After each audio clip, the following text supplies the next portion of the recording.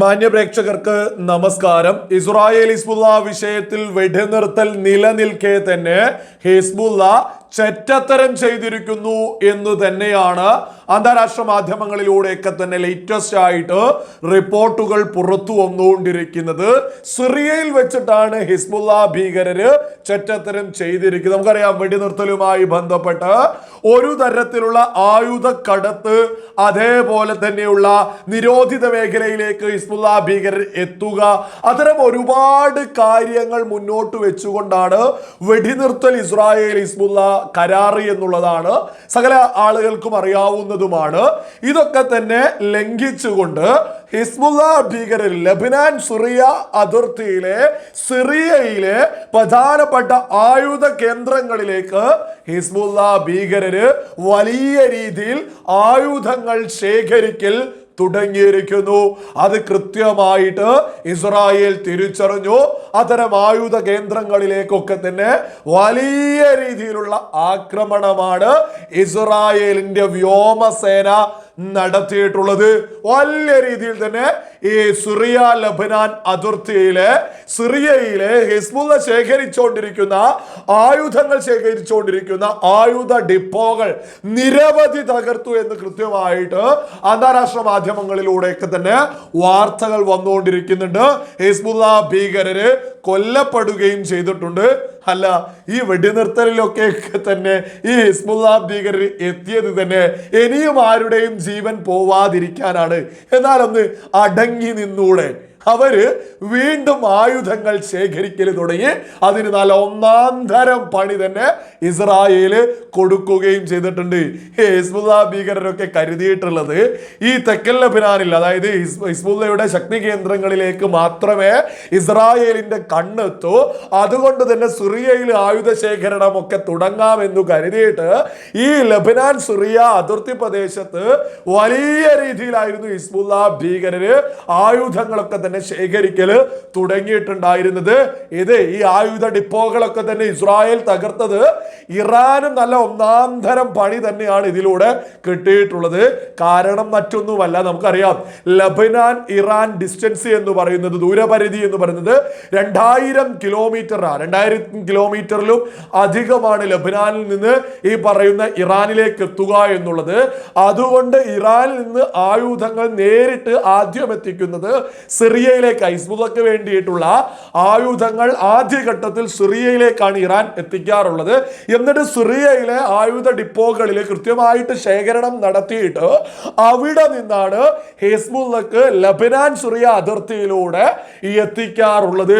ഈ ഒരു സന്ദർഭത്തിൽ നമ്മളൊക്കെ തന്നെ തിരിച്ചറിയേണ്ട വളരെ പ്രധാനപ്പെട്ട വിഷയം എന്ന് പറയുന്നത് എന്തുകൊണ്ടാ ഈ സിറിയൻ അതിർത്തിയിലെ ഒരു ഡിപ്പോ കൃത്യമായിട്ട് ഇസ്രായേലി സൈന്യത്തിന് മനസ്സിലായിട്ടുള്ളത്? നമുക്കറിയാം, വെടിനിർത്തലിന്റെ തൊട്ടു മുമ്പേ ആയിട്ട് സിറിയ ലബനാൻ അതിർത്തിയിലെ ലബനാനിലെ ബക്കാവാലിയില് 1.4 കിലോമീറ്ററിൽ പരന്ന് കിടക്കുന്ന ഹിസ്ബുള്ളയുടെ മിസൈൽ ഫാക്ടറി ഉണ്ട്. കൃത്യമായിട്ട് സിറിയയിലേക്ക് ഇവരുടെ കേന്ദ്രം വഴി, ഇവരുടെ മിസൈൽ ഫാക്ടറി വഴി കടക്കാൻ പോലും സാധിക്കും. അതായത് അണ്ടർഗ്രൗണ്ടിലേക്ക് 70 മീറ്ററാണ് താഴ്ചയിലാണ് ഈ ഒരു 1.4 കിലോമീറ്ററിലുള്ള ആയുധ ഡിപ്പോ എന്നുള്ളത് സകലരും തിരിച്ചറിയണം. ഇത് കൃത്യമായിട്ട് ഇസ്രായേലി സൈന്യം വെടിനിർത്തലിന്റെ തൊട്ടു മുമ്പേ തന്നെ തകർത്ത് തരിപ്പണമാക്കിയിട്ടുണ്ടായിരുന്നു. ഈ ഡിപ്പോയോട്, ഈ മിസൈൽ ഫാക്ടറിയോട് ചേർന്ന് തന്നെ സിറിയയിലും വലിയ ആയുധ കേന്ദ്രങ്ങളുണ്ട്, ഹിസ്ബുള്ളക്ക് വേണ്ടിയിട്ട് ആയുധങ്ങൾ ശേഖരിക്കുന്ന. അപ്പോൾ ഇതൊക്കെ തന്നെ തകർന്നതോട് കൂടിയിട്ട് പരമാവധി ഹിസ്ബുള്ള ഭീകരർ നേരെ സിറിയയിലെ ആയുധ കേന്ദ്രങ്ങളിലേക്ക് പരമാവധി ആയുധങ്ങൾ സംഘടിപ്പിക്കുമ്പോഴാണ് വീണ്ടും ഇസ്രായേലിന്റെ വ്യോമസേന വളരെ വലിയ ആക്രമണം നടത്തിയത്. നമുക്കറിയാം, ഇസ്രായേലിന്റെ പ്രധാനമന്ത്രി ബെഞ്ചമിൻ നെതന്യാഹു ഇസ്രായേലി ജനതയെ അഭിസംബോധന ചെയ്തുകൊണ്ട് വെടിനിർത്തലിനെ കുറിച്ച് കൃത്യമായിട്ട് വിളിച്ചു പറഞ്ഞിട്ടുള്ളത്, ഈ വെടിനിർത്തലിൽ ഓരോ തരത്തിലും ഹിസ്ബുള്ളക്ക് അനങ്ങാൻ സാധിക്കില്ല. ഈ വെടിനിർത്തൽ എത്ര കാലം മുന്നോട്ട് പോകുമെന്നതിന്റെ കൃത്യമായിട്ടുള്ള ഉത്തരമായിട്ട് പറഞ്ഞിട്ടുള്ളത് ഹിസ്ബുള്ള ഭീകരർ ഒരു ഡ്രോൺ പറത്തിയാൽ അത് ഞങ്ങൾ തകർക്കും. ഹിസ്ബുള്ള ഭീകരര് ഒരു തുരങ്ക നിർമ്മാണം തുടങ്ങിയാൽ ഞങ്ങൾ അത് തകർക്കും. ഹിസ്ബുള്ള ഭീകരർ ആയുധ ശേഖരണം തുടങ്ങിയാൽ അത് ഞങ്ങൾ തകർക്കും. ഓരോ മിസൈൽ ഫാക്ടറി, അതായത് ആയുധവുമായി ബന്ധപ്പെട്ട യാതൊന്നും തന്നെ ഹിസ്ബുള്ളക്ക് ചെയ്യാൻ പാടില്ല എന്ന വെടിനിർത്തൽ കരാറ് അതേത് ലംഘിച്ചാലും വീണ്ടും ആക്രമണം തുടങ്ങുമെന്ന് കൃത്യമായിട്ട് ഇസ്രായേലിന്റെ പ്രധാനമന്ത്രി ബെഞ്ചമിൻ നെതന്യാഹു ഇസ്രായേലി ജനതയോട് കൃത്യമായിട്ട് വിളിച്ചു പറഞ്ഞിട്ടുണ്ട്. അതേപോലെ തന്നെയാണ് ഹിസ്ബുള്ളക്ക് നേരെ ഇപ്പോ വെടിനിർത്തലിലും ആക്രമണം നടത്തിയിട്ടുള്ളത്. ഹിസ്ബുള്ള ഭീകരർ കരുതിയിട്ടുള്ളത് തെക്കൻ ലബനാൻ, അതായത് ഹിസ്ബുള്ളയുടെ ശക്തി കേന്ദ്രങ്ങളിലേക്ക് മാത്രമേ ഇസ്രായേലി സൈന്യം ഞങ്ങളെ നിരീക്ഷിക്കൂ എന്ന് കരുതിയിട്ടാ സിറിയയിൽ പോയിട്ട് പ്രവർത്തനം നടത്തിയത്. എന്നാൽ സിറിയയിലേക്കും ഇസ്രായേലി സൈന്യം കൃത്യമായിട്ട് ആക്രമണം നടത്തി തകർത്ത് തരിപ്പണമാക്കിയിട്ടുണ്ട്. ആ ഒരു ചരിത്രപരമായ പ്രസംഗത്തിൽ കൃത്യമായിട്ട് സിറിയൻ പ്രസിഡന്റ് ബഷാറുൽ അസദിനോട് ഇസ്രായേലി പ്രധാനമന്ത്രി ബെഞ്ചമിൻ നെതന്യാഹു കൃത്യമായിട്ട് വിളിച്ചു പറഞ്ഞിട്ടുണ്ട്, നിങ്ങൾ അനാവശ്യമായിട്ട് തീക്കൊള്ളി കൊണ്ട് ചൊറിയരുത് എന്ന്.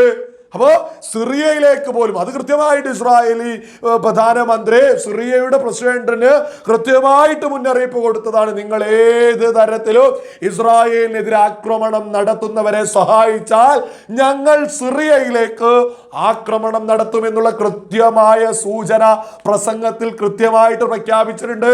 അതേപോലെ തന്നെ സിറിയയിലേക്ക് വെടിനിർത്തലിന് ശേഷവും ഹിസ്ബുള്ളയെ ലക്ഷ്യം വെച്ചുകൊണ്ട് വലിയ ആക്രമണം തന്നെ ഇസ്രായേലിന്റെ ഭാഗത്ത് നിന്ന് ഉണ്ടായിരിക്കുന്നു എന്നുള്ളത് സകല ആളുകളും കൃത്യമായിട്ട് തന്നെ തിരിച്ചറിഞ്ഞോളൂ. ഇവിടെ കുറെ ഹിസ്ബുള്ള പ്രേമികൾ കരുതിയത് ഈ വെടിനിർത്തൽ ഹിസ്ബുള്ളയുടെ വിജയമായിട്ടാണ്. നിങ്ങൾ കണ്ടില്ലേ ഹിസ്ബുള്ളയുടെ ഒരു ഗതികേട്. ഈ തെക്കൻ ലബനാനിൽ പോലും ഹിസ്ബുള്ളക്ക് നിരോധിത മേഖലകളുണ്ട്. ഈ ഹിസ്ബുള്ളക്ക് സിറിയയിൽ പോയിട്ട് പോലും ആയുധങ്ങൾ ശേഖരിക്കാൻ സാധിക്കുന്നില്ല.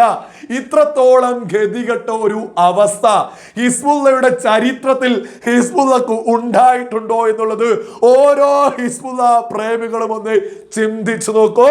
സിറിയയിലേക്ക് എത്തിയിട്ടും സിറിയയിലേക്കും വളരെ വലിയ ആക്രമണം ഇസ്രായേൽ നടത്തിയിരിക്കുന്നു.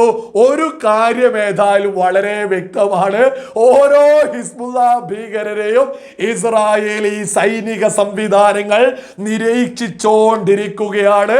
ഇവരെ ലക്ഷ്യം വെച്ചുകൊണ്ടു തന്നെ ഇസ്രായേലിന്റെ വ്യോമസേന സകല തയ്യാറെടുപ്പുകളോടും കാത്തിരിക്കുകയാണ് എന്നുള്ളതും ഇത്തരം വാർത്തകൾ പുറത്തു വരുമ്പോൾ ഏതൊരാൾക്കും ലളിതമാക്കി മനസ്സിലാക്കാവുന്നതേ ഉള്ളൂ.